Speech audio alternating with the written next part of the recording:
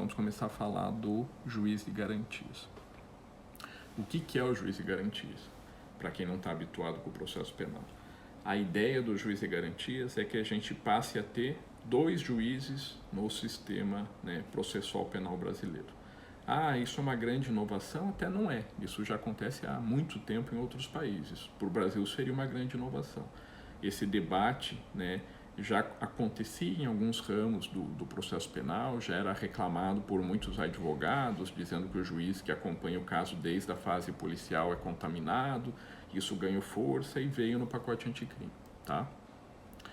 Então, para aqueles que entraram depois, né, só ficar a informação aí, a ideia é a gente estudar um pouco do pacote anticrime, né, nesse nosso primeiro contato, agora com o pessoal do IBJUS, direto aqui de Mato Grosso do Sul, e trazer essas experiências, né, de 18 anos aí como juiz criminal e como professor, e buscar essas informações acadêmicas, práticas, o que está acontecendo, né, para fornecer mais conhecimento.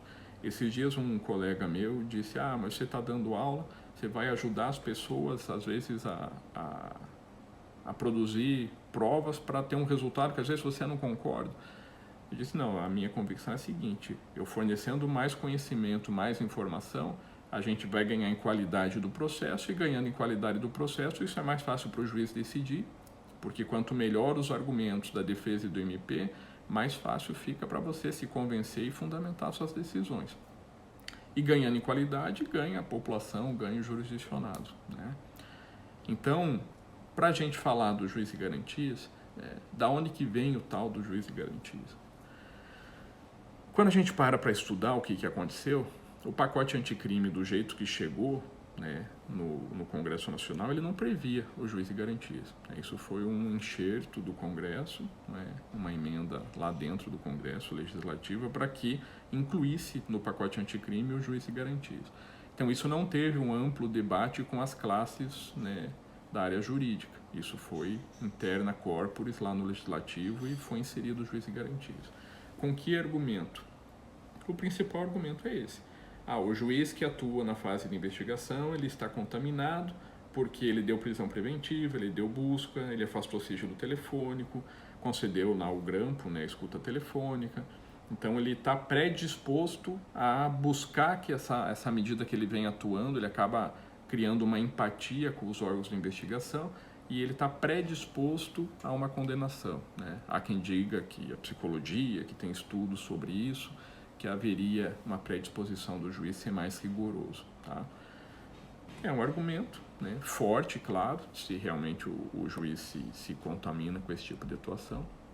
Boa parte dos juízes, as pesquisas internas dizem que mais de 70% dos juízes não concordam, né, os que responderam às pesquisas, mas é um argumento forte e não é um argumento só do Brasil, esse argumento tem em outros lugares do mundo, tá?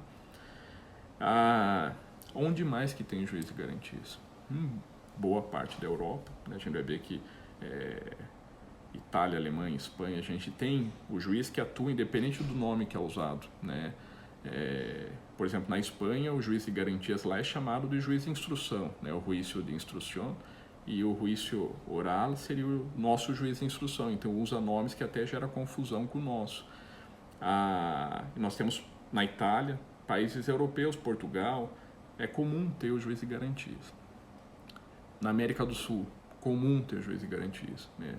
É a realidade da Argentina, é a realidade do Chile, e esse argumento é muito forte para dizer, peraí, todo mundo vem criando juiz de garantias, por que é que a gente não tem juiz de garantias no Brasil?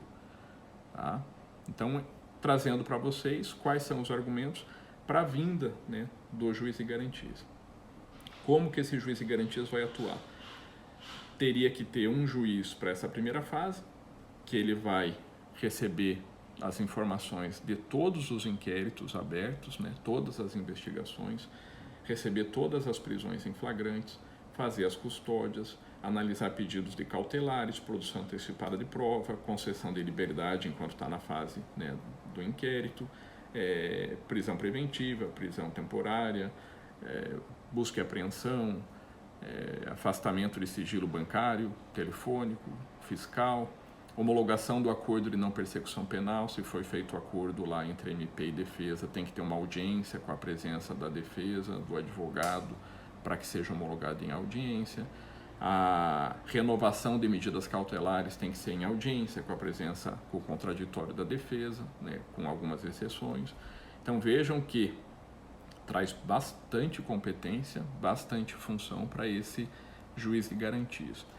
Para que eu estou falando disso? Além de trazer as informações para mostrar que não é um quebra-galho, como alguns começaram a falar, não, designa um juiz lá para ser o juiz de garantias, ou como a lei fala, faz um rodízio, cada hora está lá, está um.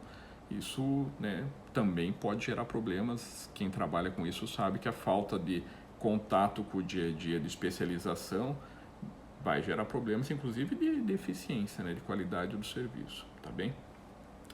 Mas se usou tanto o argumento do direito comparado, mas e o juiz de garantias fora, como que ele é? É dessa mesma forma? Então a gente vai encontrar países onde o juiz de garantias e o MP se confundem até um pouco. Países onde o concurso para a magistratura é um só, tem a magistratura de acusação e a magistratura de julgamento. Então o nosso sistema ele já é bem separado, bem independente. Então já tem algumas distinções. A questão de volume de trabalho, lá em 2016, mais ou menos, acho que 2017, mas os dados eram de 2016, para um trabalho do mestrado, eu fiz um levantamento a respeito do volume de processo na Europa, buscando quais dos países da Europa tinha maior volume de processo, para fazer uma comparação simples, superficial com a realidade brasileira. E me parece que esse comparativo de volume de trabalho importa aqui, porque a gente está comparando a realidade europeia, o sistema que é usado lá com o sistema que a gente quer trazer para cá. O professor Tarufo, era professor nesse curso de mestrado, um dos maiores processualistas vivos hoje, o italiano, e ele falava que dos países da Europa, ele fazia algumas críticas ao volume de processos na Itália, e hoje o país, nos últimos anos, o país com maior volume de judicialização na Europa é a Itália. Aí buscando no Google, volume de processo, quantidade de processo e tal, população, isso e aquilo, encontrei lá que a média, de fato, as informações eram de que a Itália é o país com maior volume de processos. E qual que é a média de processo na Itália? Adivinha, Nesses números considerados altíssimos para padrões europeus, é de que a Itália, cada 100 indivíduos, teria um processo, para 100 para 1. A cada 100 indivíduos, um processo no judiciário italiano, tá ok? E no Brasil? Vamos comparar. Se a ideia é comparar, vamos comparar. E no Brasil, qual que é o percentual? A gente já sabe que o país com mais advogados no mundo é o Brasil. Com mais faculdades de direito no mundo é o Brasil. Com maior quantidade de judicialização no mundo é o Brasil, por várias razões, não é o tema hoje. Mas e qual que é o volume aqui? Se no país europeu com maior volume é 100 para 1, no Brasil é 2 para 1.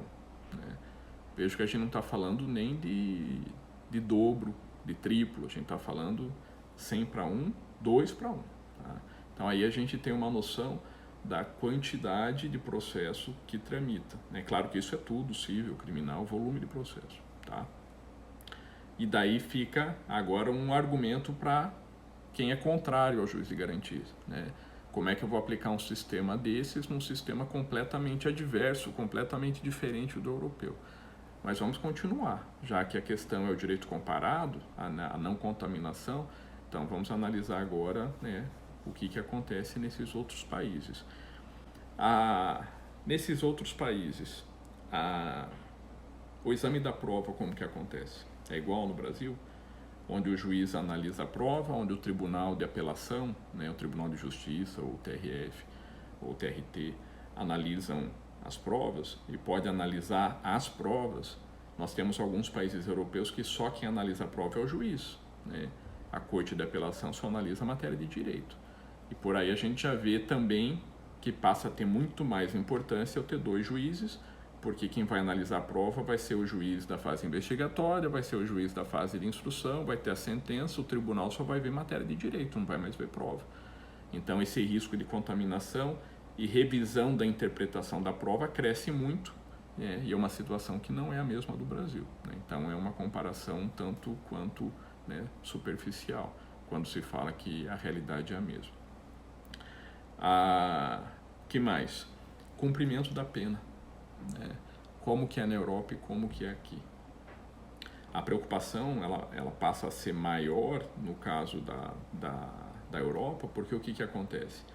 O juiz de garantias atua até a fase, né, do encerramento do inquérito. Começou o processo penal, receber a denúncia, tem o juiz de instrução que vai proferir a sentença. Em boa parte desses países, uma sentença condenatória gera cumprimento de pena, né? Em boa parte deles. Se a gente pegar a realidade espanhola, alemã, é dessa forma. O juiz condenou, cumpre-se pena.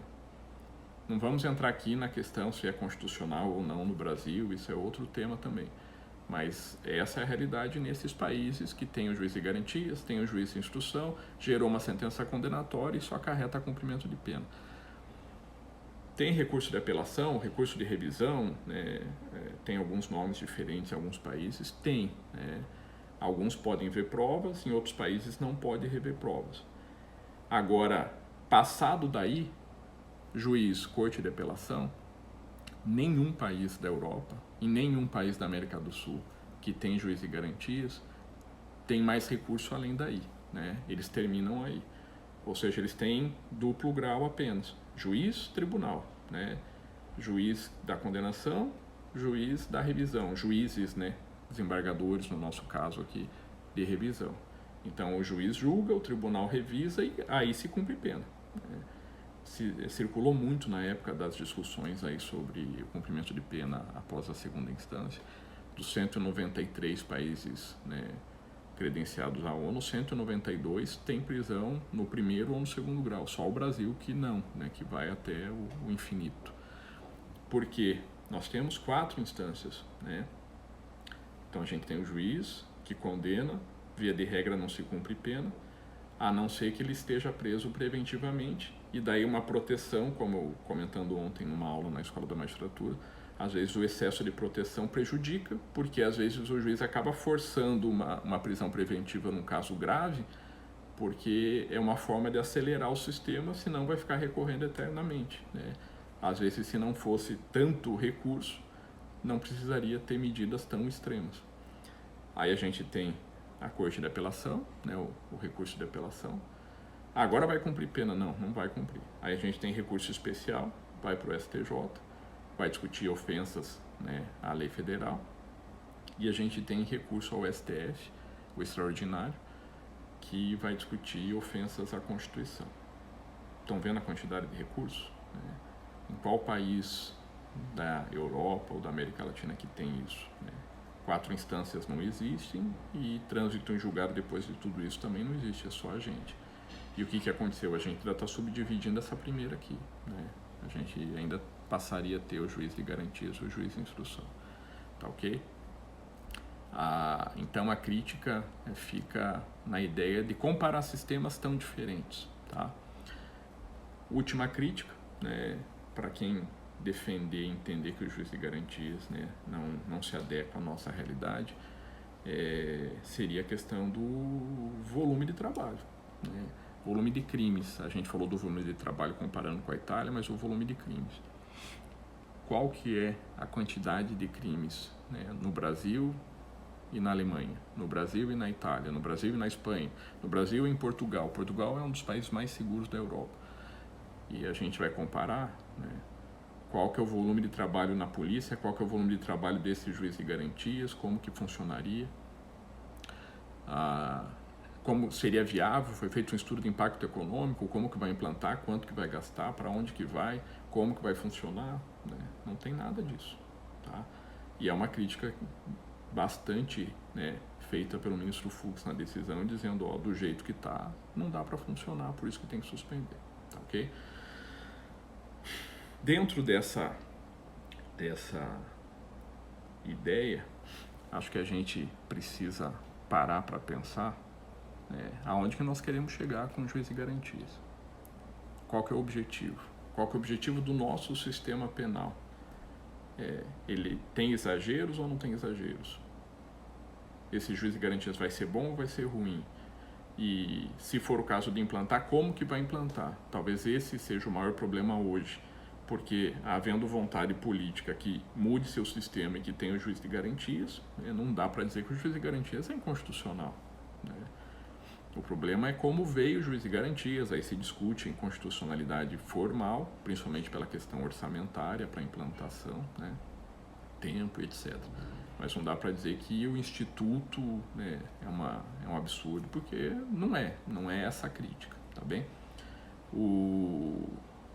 Então eu posso defender o juiz de garantias, posso ser contra o juiz de garantias. Qual que é a nossa ideia aqui? Trazer munição para que profissionais do direito entendam quais são as críticas, não façam críticas superficiais ou defender politicamente, eu sou a favor, eu sou contra, A gente é estudioso do direito, nós temos que buscar informações, e se a ideia é importar lá de fora, então vamos analisar como que funciona o sistema lá fora. A interpretação pontual de um parágrafo, ela não é boa em nada na vida. Para nós que advogados, sabe que a prova testemunhal muda muito se eu fizer uma pergunta, e se eu pegar todo o contexto, pode mudar toda a ideia da prova. Se eu ler um texto de 3 folhas e eu ler só um parágrafo, a chance desse parágrafo me dar uma ideia completamente falsa da ideia é bastante possível. Tá? A ideia é que eu leia todo o sistema, interprete, pense no sistema para realmente entender esse outro sistema, e me parece que é isso que faltou. Tá? Mas então, professor, qual que é a tua ideia a respeito do pacote anticrime no que concerne ao juiz de garantias? A princípio, a ideia é trazer os elementos. O juiz é contaminado, vamos defender o juiz de garantias. A Europa tem o juiz de garantias, por que a gente não tem? Tá? Então, quem quer defender o juiz de garantias, sabe por onde seguir, qual que é a linha de raciocínio, se realmente vai defender ou não. Do outro lado, eu sou contra o juiz de garantias, mas por que é contra? Realmente é contra? E daí fazer essas análises comparativas, e principalmente a questão de como implantar, quando implantar, a partir da onde, essa é outra discussão. O juiz de garantias ele vai valer quando? Daqui para frente? Regra processual, a gente sabe que no processo penal, se for processual, os efeitos são só futuros. Me parece que é uma regra processual. Mas aí já tem gente dizendo da interpretação, peraí, mas se o problema é contaminação, isso daí já está contaminado, então tem que tirar o juiz. E começa a se buscar brechas para tirar juiz de caso, Às vezes esse juiz é muito rigoroso, troca aí, eu quero tentar outro. Então são situações um tanto perigosas para o sistema jurídico como um todo. A gente tem que cuidar para não pensar o sistema ali pontual e esquecer que nós temos muito mais por trás. O sistema o objeto do sistema penal, me parece que é buscar mais paz social, e não resolver a vida só do cidadão ali, do João, do Pedro, da Maria, tá ok? Ideia minha.